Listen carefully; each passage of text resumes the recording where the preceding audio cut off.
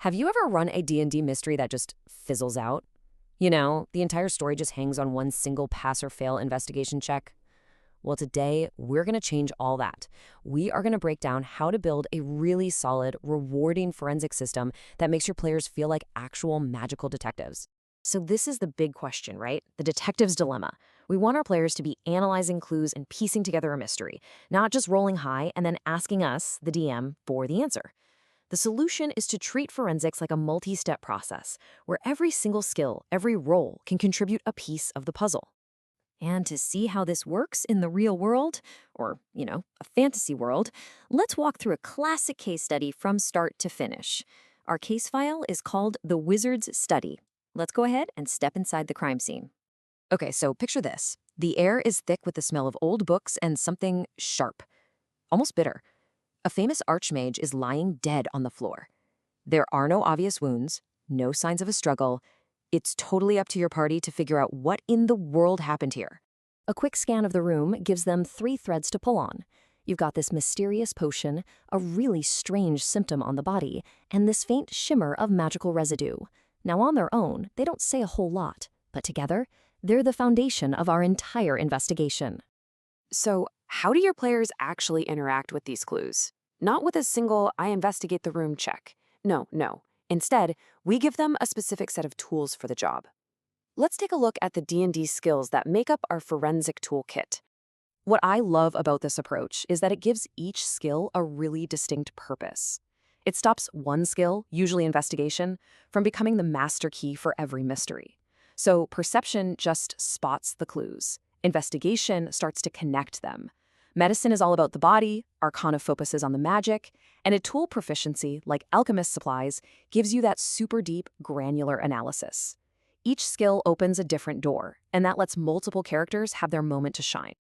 And here it is. This is the secret sauce: tiered success. Instead of a simple pass or fail, every roll gives the players some kind of information.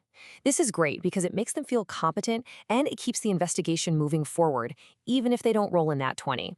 All right, let's put this system into action with our case file. So, the party's cleric steps up to examine the body. They're going to make a medicine check. Let's see how that could play out. Just look at the difference in the quality of information here. A partial success confirms it's poison. That's useful, but it's pretty broad. But a full success, that narrows the focus big time.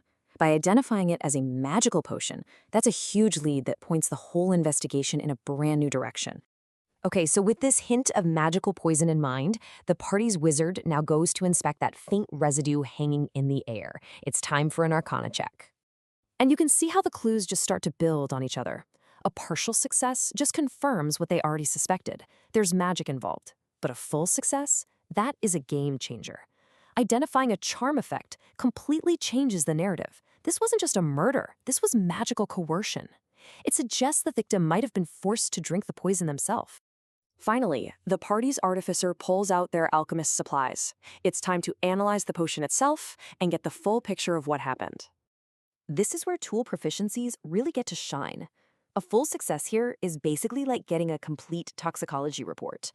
All of a sudden, the player knows every single ingredient and, more importantly, how those ingredients would react with the charm magic they already found. They have now solved the what happened, which is always the crucial first step to figuring out the who. So let's just boil this down to a simple rule you can use at your table. First, you set a base DC for a partial success. That's the core clue you need the players to find.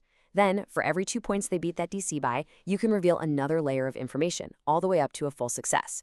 It's a really simple, flexible framework that rewards high rolls without totally punishing the low ones. So now that you've seen how the system works, let's talk about how to build your own mysteries. And the very first step is setting the right difficulty class, or DC, for your clues. Just think of the difficulty as a spectrum. A simple poisoned ale in a tavern, that's probably a low DC, maybe a 12 or 14. It's common stuff. But an elaborate assassination using a rare magical poison, like the one in our wizard's study, that's going to require a much higher DC to figure out. You can just scale the numbers based on how common, how complex, or how powerful the clues are. And hey, a few final tips to make this all run smoothly. Be flexible. If a player makes a really good case for using a weird skill, let them try it.